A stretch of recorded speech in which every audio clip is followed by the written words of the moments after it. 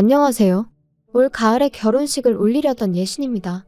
하지만 제가 과거형으로 쓰는 이유는 이미 눈치채셨겠지만 파혼했어요. 파혼이라는 거 들어보기나 했었지 제 이야기가 될 줄은 꿈에도 생각지 못했는데 아무튼 사람 일이라는 게 참 마음처럼 되는 게 아니네요. 일단은 얘랑이라고 부르기는 싫고 그렇다고 이름을 부를 수는 없으니 편의상 남자친구라고 칭하겠습니다. 남자친구하고는 지금은 이직한 직장 상사의 소개로 만났어요. 사실 상사가 주선하는 소개팅이 좋아서 나가는 직원이 몇이나 될까요? 저도 마찬가지였습니다. 회식 자리에서 제가 무슨 말을 한 것도 아닌데 뜬금없이 저더러 제가 참 외로워 보인다며 자기 사촌동생이랑 닮아서 마음이 쓰인다나 어쩐다나. 솔직히 곱게 술이나 마시고 들어가시지 왜 나한테 저러시나. 쓸데없는 상사의 오지랖이 부담스럽고 짜증이 났던 게 사실이에요. 하지만 술자리에서 해대는 헛소리니 술 깨면 본인이 뭔 말을 했는지 기억도 못할 거다 싶었고 그래서 그냥 별말 않고 지나가려 했거든요. 그런데 이튿날 지난밤에 술은 분명히 다 깼을 텐데도 굳이 지나가는 저를 붙잡고는 자기가 소개팅을 해주겠다나요? 그리고는 제가 제대로 거절을 하기도 전에 사양 말고 만나보라 하는데 매일같이 마주쳐야 하는 상황이었으니 그렇게까지 말하는 상사의 면전에 대고 불편해서 싫습니다 하기가 쉬운 일은 아니었지요. 그리고 또 한편으론 내가 그 정도로 어디가 안 돼 보였나 싶은 게 그래서 그래 좋은 게 좋은 거다 생각하고 한번 만나나 보자 뭐 그렇게 나가게 된 자리였습니다.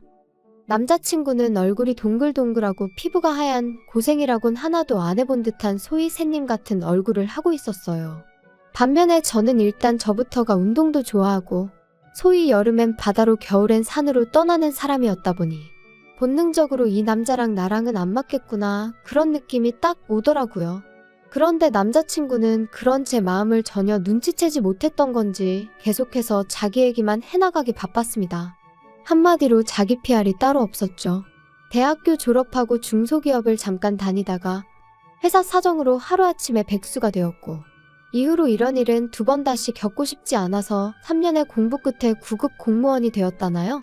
그리고 그때 저는 이미 남편에 대한 호기심이 바닥난 상황이었기에 아, 네, 그러셨군요를 적당히 섞어가며 대화에 임할 뿐이었네요. 하지만 그런 남편과 제가 의외의 곳에서 공통점을 발견했는데 그건 바로 둘 다 놀이공원을 좋아한다는 점이었어요. 사실 30이 넘어간 이후로는 같이 놀이공원 갈 친구들을 찾는 것부터가 쉬운 일이 아니었거든요. 그렇다고 혼자 가기도 그렇고 여담이지만 아닌 게 아니라 혼자서 놀이공원에 가본 적이 있는데 사실 대부분의 놀이기구들이 둘이 타거나 넷이 타거나 아무튼 짝수로 떨어지는 경우가 대부분이에요.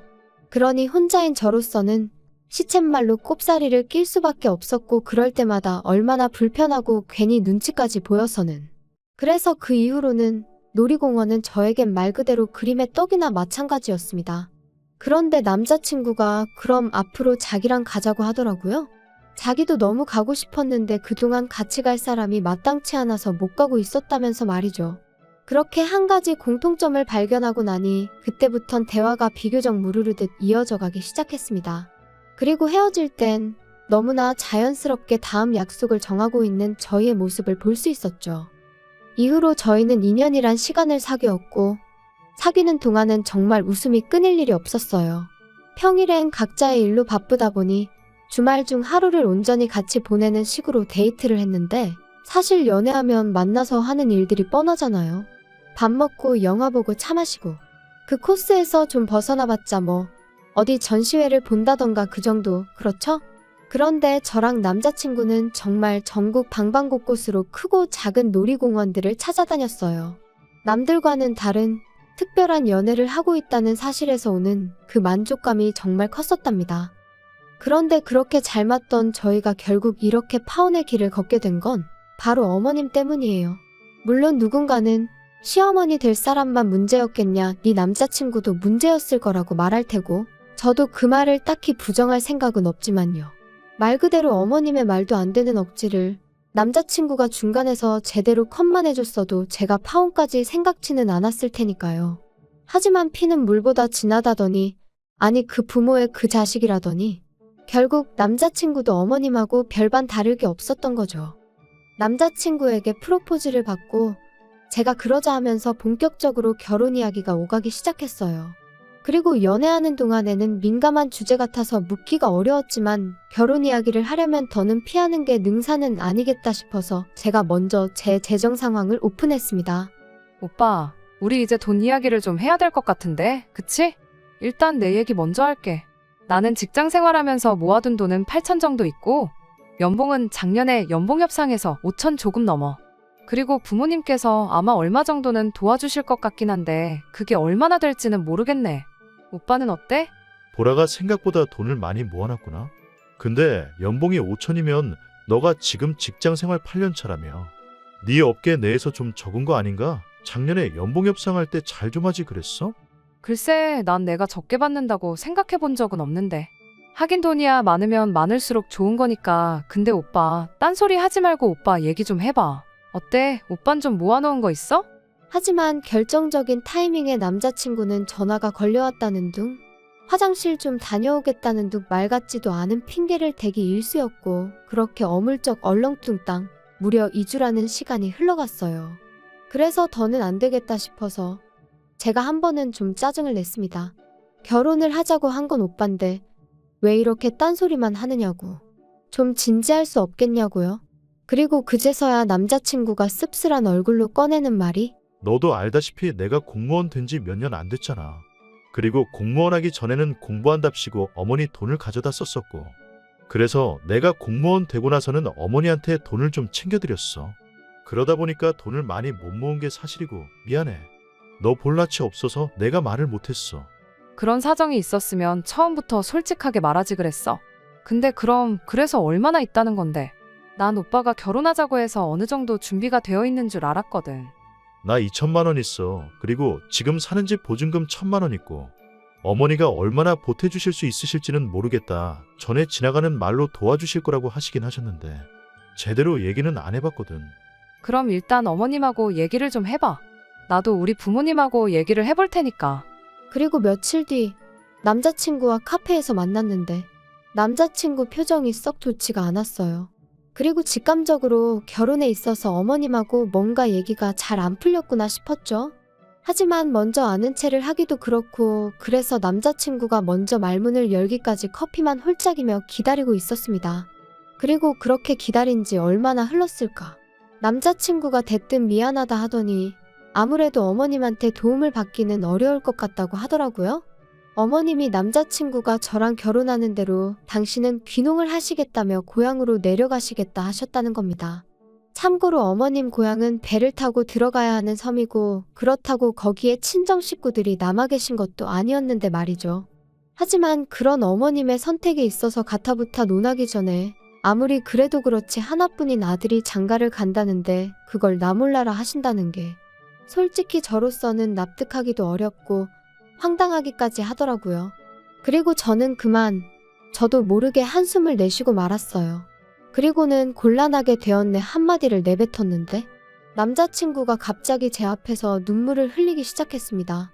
자기가 정말 미안하다면서 이럴 줄 알았으면 그렇게 프로포즈를 하고 그러는 게 아니었는데 자기가 경솔했네 어쩌네 그러더라고요. 그리고 그렇게 우는 남자친구를 보고 있으니 괜히 내가 스트레스를 준 건 아닌지 제가 다 미안해지더라니까요. 남자친구한테는 오빠 잘못이 아니다 괜찮다 했지만 집에 돌아온 제 속도 말이 아니었어요. 얼마나 대단한 집의 딸로 자란 건 아니었어도 나름대로 남부럽지 않게 자랐거든요. 그리고 저도 나이가 나이였던 만큼 나름대로 보고 들은 게 있었죠. 아무리 세상이 달라져서 남자가 집을 해오는 일은 흔치 않다 했지만 그래도 다들 나름대로 받을 건 받고 가던데 허심탄회하게 털어놓자면 정말 여러 가지로 마음이 복잡했어요. 제 자신이 속물인가 싶으면서도 한편으론 나도 사람이고 여잔데 바랄 수도 있는 거지 합리화도 해봤다가 하지만 어떤 식으로 생각해도 스스로 답을 내릴 수가 없었기에 결국 저는 친정부모님께 모든 상황을 있는 그대로 이실직고하였습니다. 남자친구는 홀어머니이신데 결혼을 하게 되더라도 아무런 지원도 받을 수 없는 상황인 것 같다고 말이에요. 그리고 아니나 다를까 저희 부모님은 눈앞이 깜깜하다 하시며 조심스레 이쯤에서 헤어지는 게 어떻겠냐. 남의 집 기둥은 뽑아오는 게 아니다 그러시대요. 솔직히 부모님 말씀이 어디 하나 틀리지 않았다는 건 저도 잘 알고 있었어요. 저를 걱정하고 생각해서 해주시는 말씀인 것도 알고 있었고요. 하지만 한편으로는 그래도 저희 부모님은 다른 사람들과는 달랐으면 했었나 봅니다. 괜찮다고, 우리가 다 책임져 줄 테니 걱정 마라, 뭐 그런 걸 기대했던 건지도 모르겠네요. 그리고 그 마음이 너무한다는 볼멘 소리로 튀어나갔던 거죠. 돈이 전부냐? 사람의 내면을 봐주셔야 하는 거 아니냐? 아직 오빠를 한번 제대로 만나보신 적도 없지 않으시냐? 지금 생각해보면 뭐 한다고 그렇게 부모님 가슴에 상처를 냈는지. 그리고 결국 자식 이기는 부모 없다고 저희 부모님께서는 그럼 일단 오빠를 한번 만나보겠다 하셨어요. 제 말대로 사람 됨됨이를 직접 보고 판단하시겠다고요. 그래서 바로 그 주 주말 자리가 만들어졌습니다. 남자친구는 저와 처음 만나던 날보다 몇 배는 더 긴장이 된다며 청심환까지 챙겨 먹고 저희 집에 왔어요. 나름대로 저희 어머니한테 드릴 꽃바구니에 아버지께 드릴 홍삼 세트도 사서 말이에요. 그리고 그런 남자친구의 모습에 저는 나름대로 좀 안도를 했지요. 웃는 얼굴에 침 못 뱉는다고 저렇게까지 해왔는데 좋게 봐주시겠지, 그런 기대가 있었달까요? 그리고 아니나 다를까 친정어머니는 안 보고 싶다, 불편하다 하셨지만 막상 점심상은 말 그대로 상다리가 부러질 만큼 한상 가득 차려주셨고, 남자친구는 이 정도의 환대는 기대도 안 했었다며 입이 귀에 걸렸더라고요. 아무튼 전반적으로 식사가 끝날 때까진 분위기가 화기애애하니 무척이나 좋았습니다. 그런데 이제 후식을 먹으면서 본격적인 대화가 오가기 시작했고, 저희 아버지께선 돌려 말하지 않겠다 하시더니 그래서 정확히 결혼을 어떻게 할 거냐 물으셨어요. 프로포즈를 할 때는 나름대로 계획이 있었을 거 아니냐 하시면서 한번 들어보자고요. 그리고 남자친구가 한 대답은 저조차 감싸주기 어려울 만큼 황당하기 짝이 없었습니다. 일단 결혼을 하고 오피스텔을 구해서 살려고 했습니다. 요즘 오피스텔은 풀옵션이라서 따로 가전제품 같은 건 안 사도 되니까 필요한 가구들만 간단히 사서 살다가 적당한 집을 구하면 그때 제대로 시작하려고 했습니다. 그게 단가? 그게 자네가 생각하는 앞으로의 계획이었나? 나머지는 차차 보라랑 상의해가며 정하려고 했습니다. 답답하네. 그려 답답해. 그러면 어머님은 자네의 이런 생각을 아시나? 알고 계십니다. 뭐라고 안 하시던가? 별 말씀 없으셨습니다. 어머니는 어머니대로 요즘 귀농 문제로 많이 바쁘셔서요.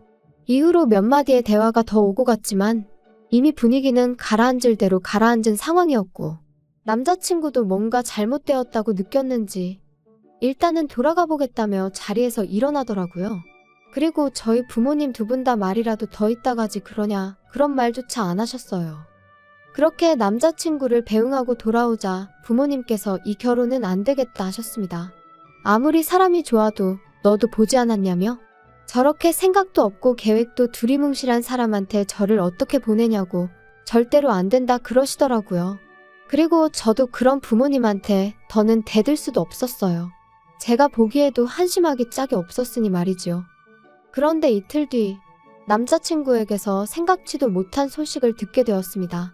자기가 저희 집에 다녀간 이후로 어머님과 이야기를 나눴는데 어머님이 저희 신혼집 문제를 해결해 주시겠다 하셨다는 거예요. 너무 놀라서 저도 모르게 정말이냐고 소리를 질렀다니까요.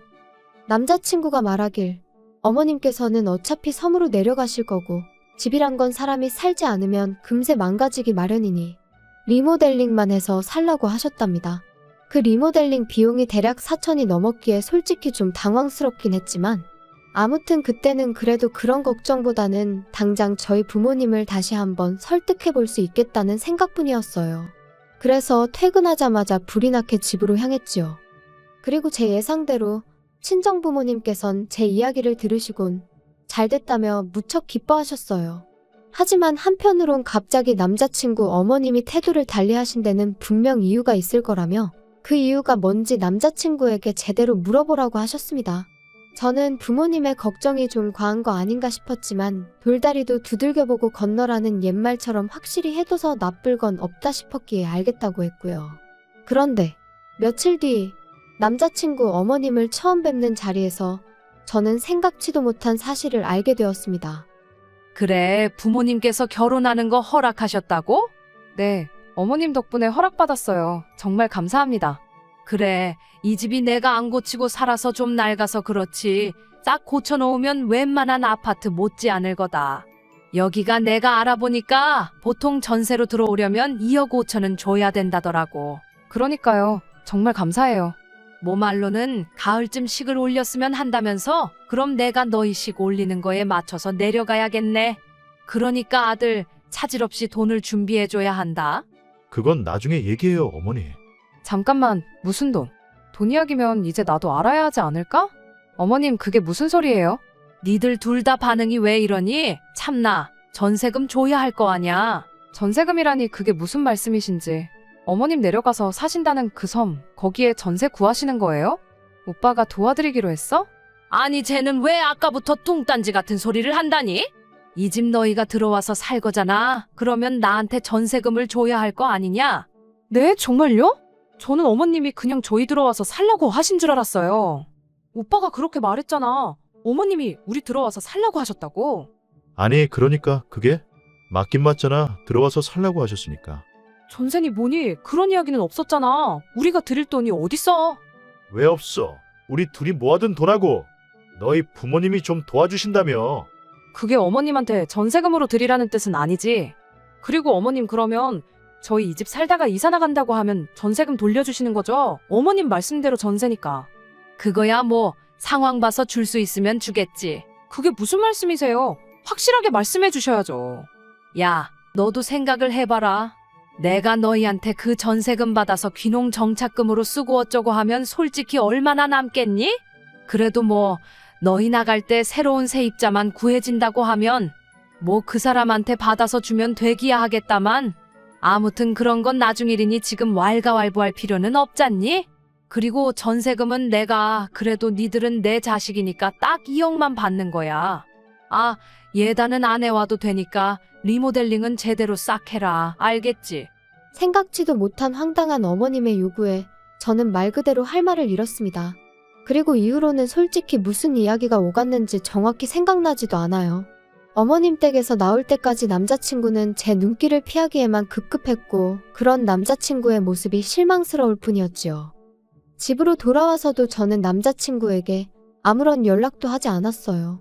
어땠냐는 친정 부모님의 질문에도 나중에라고만 답했을 뿐 말 그대로 참담한 심정이었거든요. 남자친구가 나를 속이려 했다는 그 배신감도 너무 컸고요. 그리고 그렇게 3일이란 시간이 흐르고 나서야 남자친구에게서 전화가 걸려왔습니다. 당연히 미안하단 말부터 할 줄 알았는데 대뜸 저더러 그날 그렇게 가고 어떻게 연락 한 번이 없을 수 있냐며 오히려 화를 내면서 말이죠. 어이가 없어서 오빠 같으면 어떻게 행동했을 것 같냐 따졌어요. 꼭 마치 집이라도 해오는 것 마냥 설레발을 쳐서는 나는 물론이고 친정 부모님까지 오해하게 만들고는 어떻게 수습할 생각이었냐고요. 그러자 남자친구가 한다는 말이 어머님한테 2억을 드리는 게 그렇게 억울하냐입니다. 어머님이 2억을 못 주겠다 하시면 우리가 빌라에서 안 나가면 그만 아니냐고. 단순하게 생각하면 솔직히 아무 문제될 게 없는데 제가 욕심을 내니까 그게 문제인 거라면서 말이에요. 그리고는 덧붙인다는 말이 나중에 어머님 돌아가시고 나면 빌라는 어차피 우리 거 되는 건데 전세니 뭐니 그런 의미 없는 단어에 연연하지 말라나요? 어이가 없어서 하나만 물어보자 했습니다. 오빠 말이 다 맞다 치고 결혼했다 치자고. 그랬는데 어머님이 섬생활 몇 년 하시다가 지겨워서 못 살겠다 하고 올라오시기라도 하면 그래서 당신이 이 집에서 살아야겠다고 우리 나가라고 하시면 어쩔 거냐고요. 2억도 안 주시고 집은 집대로 내놓으라고 하시면 오빠가 어머님하고 시시비비를 가릴 수 있겠냐고 말이죠. 그랬더니 남자친구가 한다는 말이 저더러 넌 왜 이렇게 융통성이 없냐며 그럴 땐 같이 살면 되지 꼭 한쪽이 비켜줘야 하냐는 거예요. 그리고 그 말을 듣는 순간 어쩌면 저희 부모님이 진작에 보셨을 그래서 저를 말리셨을지도 모르는 바로 그 광경이 제 눈앞에 펼쳐지는 기분이었습니다. 저희 부모님 돈을 말 그대로 처바른 속만 번지르르 한 좁디 좁은 빌라에서 어머님과 남편에게 시달리는 제 모습을 말이죠. 그리고 눈앞에 그 광경이 펼쳐지기가 무섭게 저는 뒤통수를 망치로 세게 맞은 듯 했습니다. 제가 제 스스로 불구덩이로 들어가려 했다는 걸 깨달았으니까요. 그날 밤 저는 남자친구에게 이별을 고했어요. 다른 건 하나도 안 보고 오빠 한 사람만 보려고 했는데 오빠는 나 말고 어머님도 봐야 하고 아니 어머님부터 챙겨야 할 것 같다고. 그리고 나는 그런 꼴을 이해해가며 살 만큼 마음이 넓은 사람이 아니니 헤어지자고요. 솔직히 말해서 넌 결혼 준비가 안 된 자식이니까 결혼 준비부터 제대로 해놓고 여자를 찾아라. 아주 단도직입적으로 쏘아붙이고 싶은 마음도 없던 건 아니었어요. 하지만 제 나름대로 성숙한 이별을 해보려고 했습니다. 그래야 적어도 남자친구와 만나온 2년 좀 넘는 시간이 허무하게 끝나지 않을 것 같았거든요. 하지만 남자친구는 끝까지 그런 제 작은 바람 하나 제대로 들어주지 못했습니다. 저더러 이제 보니 돈밖에 모르는 X였다면서 저 같은 속물은 처음 봤다고. 아직 결혼도 안 했는데 벌써부터 자기 어머니라도 모시게 될까봐 벌벌 떠는 모습을 보니 자기가 더 정이 떨어진다나 어쩐다나요? 그 정도 눈치는 있으니 어디 가서 밥은 안 굶겠네. 저도 나중엔 너무 열받아서 저렇게 답장하고 차단해버렸네요. 여기까지가 어디 가서 말하기도 민망한 제 파혼 이야기예요. 그리고 처음엔 솔직히 다른 사람 탓도 많이 했어요. 소개해준 상사를 탓한 건 물론이고 남자친구와 함께 갈 만한 놀이공원을 추천해준 익명의 사람들까지 말이에요. 그런데 요즘 곰곰이 생각해보니까 결국 제가 사람 보는 눈이 없던 게 문제였다 싶대요. 그래서 앞으로는 당분간은 그럴 생각이 없긴 하지만 그래도 만약에 누군가랑 인연이 닿게 된다면 전보단 곱절로 배에 배로 주의하려고 합니다. 그리고 또 이런 말은 어떻게 들릴지 조심스럽지만 왜 어른들이 결혼할 때는 좋아하는 마음 하나만 보는 게 아니라고 하는 건지 이번 기회를 통해서 정말 절절히 배웠거든요. 어른들 말씀에는 정말이지 늘 지혜와 경험이 녹아있는 것 같아요. 아무튼 저에게 만약 또 한 번의 기회가 허락된다면 여러모로 저랑 비슷한 사람을 만날 수 있길 바랄 뿐입니다.